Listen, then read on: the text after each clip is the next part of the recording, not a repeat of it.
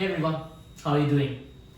This video, I'm going to tell you what is loop in C programming language.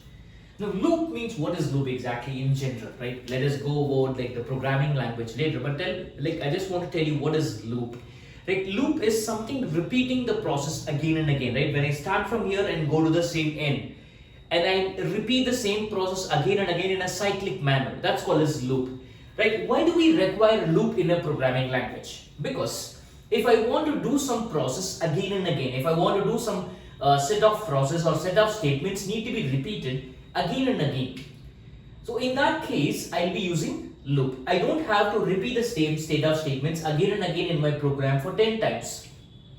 For example, if I want to add some values 10 times, instead of writing the same statement, adding two values 10 times again and again in my program, that's redundancy, right? I'm repeating the same process. So that's tedious, right? That doesn't look nice and doesn't give a proper look for a programming.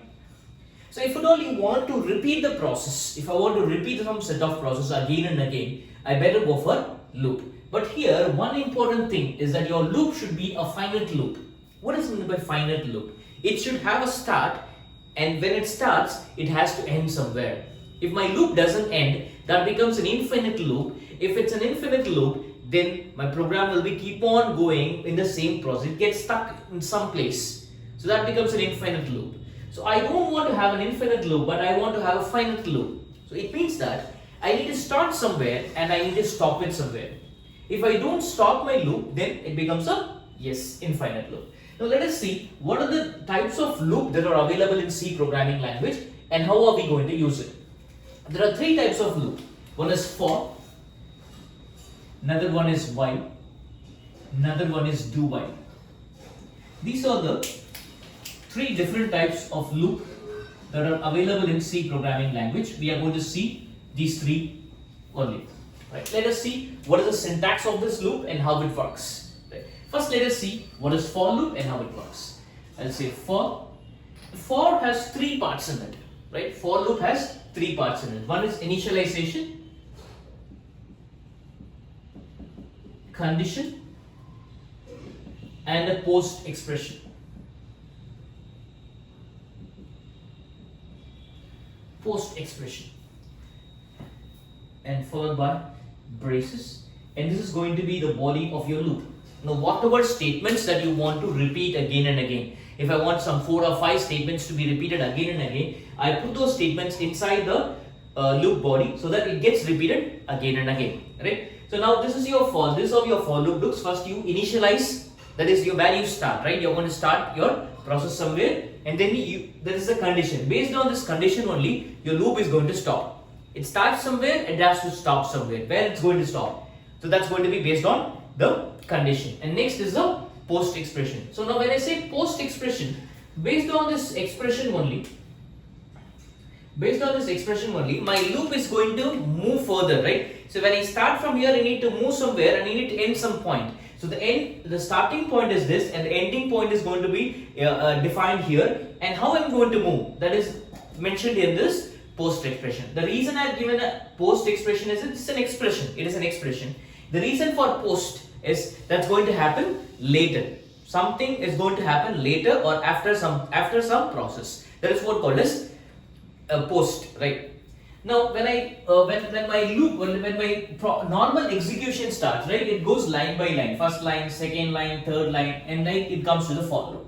Now here it goes and initializes the value, right? First step involved in it is initialization. I initialize something starting off my loop, and then from here I go and check for the condition. This is step number 2, right? There is a condition there.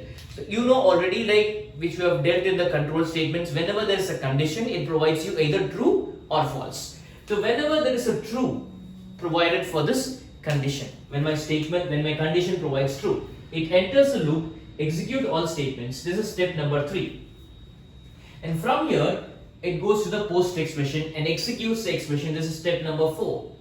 After completing this, I'm again checking for the condition. This is step number 5. So totally 5 steps are involved whenever I go for a looping when using a for loop, right? So first I initialize a value and then I check for the condition. If the condition is true, it enters the loop, executes everything, and then again go for the expression, that's the first step, execute the expression and then checks for the condition. Okay, this is syntax for for loop. I'll explain you in detail how a for loop works, don't worry, right? Now, this is what the process is. Now here, once the condition is false, now what will happen? I'll come out of the loop and execute all other statements outside the loop, right? So this I initialize it. After initializing, I check for the condition. If the condition is true, I go inside, execute it, then execute my post expression. This is what my for loop. This is how my for loop works. Got it? Yes? Okay. Fine. So till my condition is true, it will go inside. Once my condition fails, I'll come out of the for loop. This is how your for loop works. Okay. Now let us see how the while loop works and then go for do while.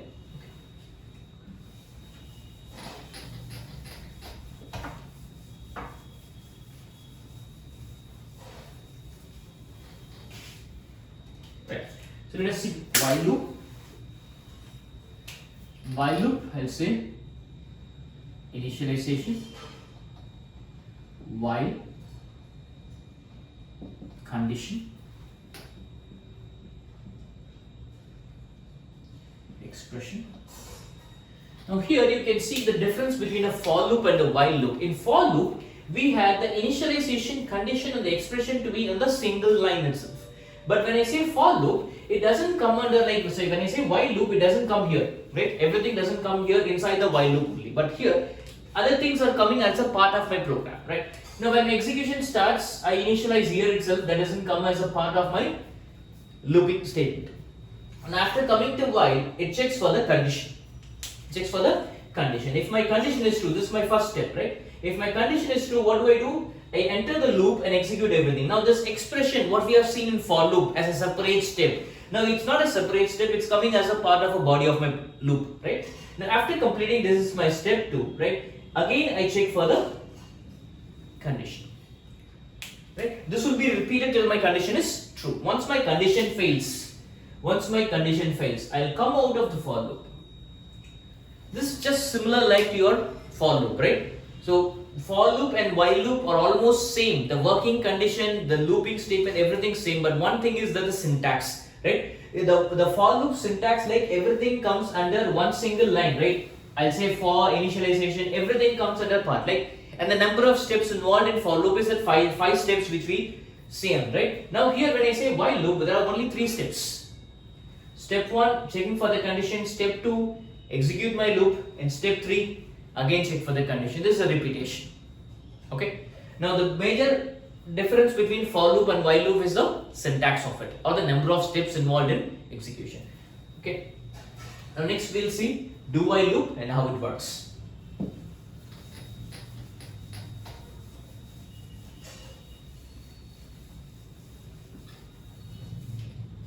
So do while loop is a different loop when you compare with for loop and while loop. Do while is different. Let me tell you how. So when I say for loop or while loop, it checks for the condition. If my condition is true only, then it enters the looping body and then does the work and then come out when the condition is failed, right? So this checks for the condition and does the work. But here, when I say do while loop, it first do the work and then only checks for the condition, right? It's an exit control loop. Do while loop is also called as exit control loop because it checks for the condition, it checks for the control of it only after executing my statements. Now let us see how it works. I'll say initialization, do the process, expression, and finally I'll say while condition followed by a semicolon, right? Now first I initialize, after initializing I execute my statements. Now you can see that it executes all the statements without checking for the condition. It didn't check for the condition. After doing, it checks for the condition. If my condition is true,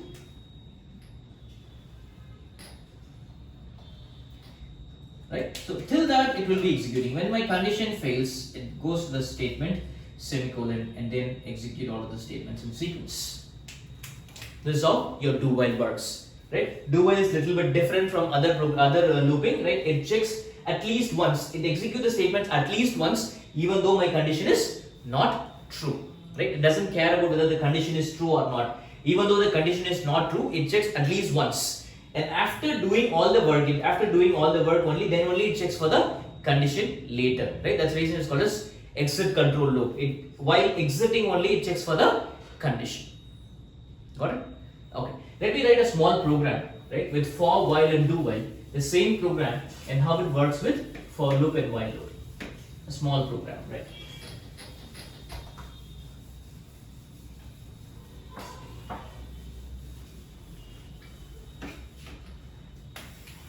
Now let us see.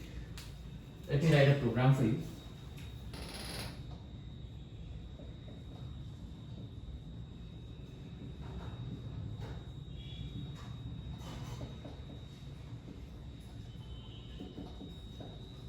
Right. So let me write a program to add sum of n numbers, right? Sum of n numbers. For example, 1 to 10. Sum of n numbers.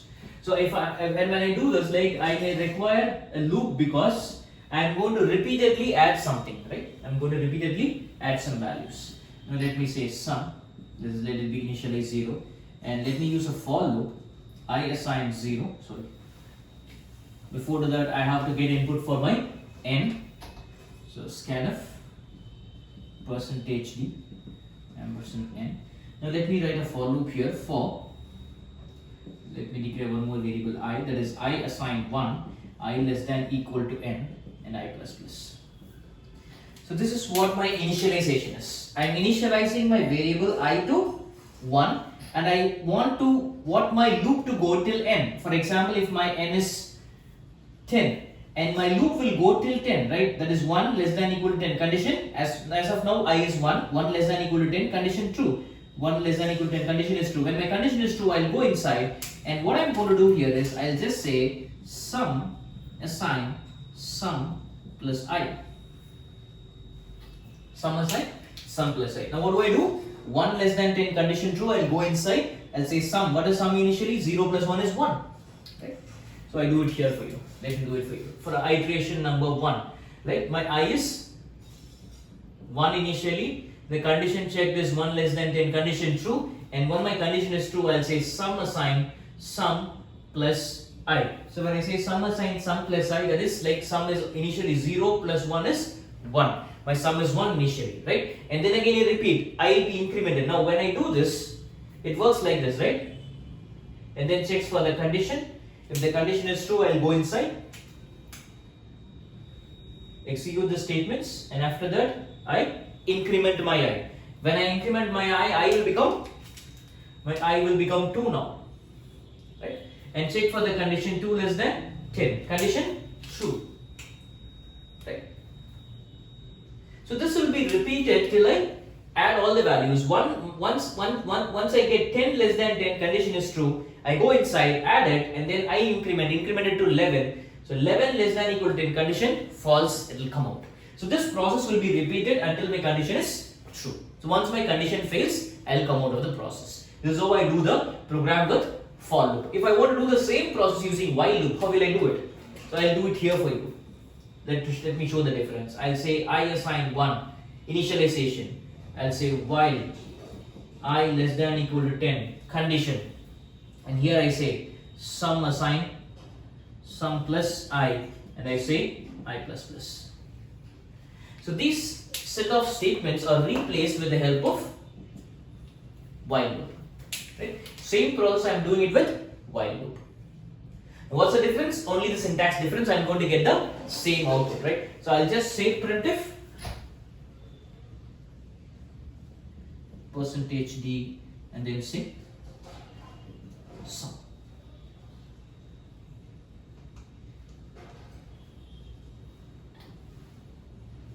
That's all. So I either use a for loop or a while loop, that doesn't matter. Both are going to do the same process but with a syntax difference. That's it. That's the difference between for loop and the while loop, right? I hope you understood looping, right? I believe that you don't have any doubt. If at all you have any doubts, please do comment in the comment section and ask any queries that you have in loop. And if at all you like this video, just hit a like, thumbs up, and then subscribe to my channel if at all you want to. learn more about it. Thank you.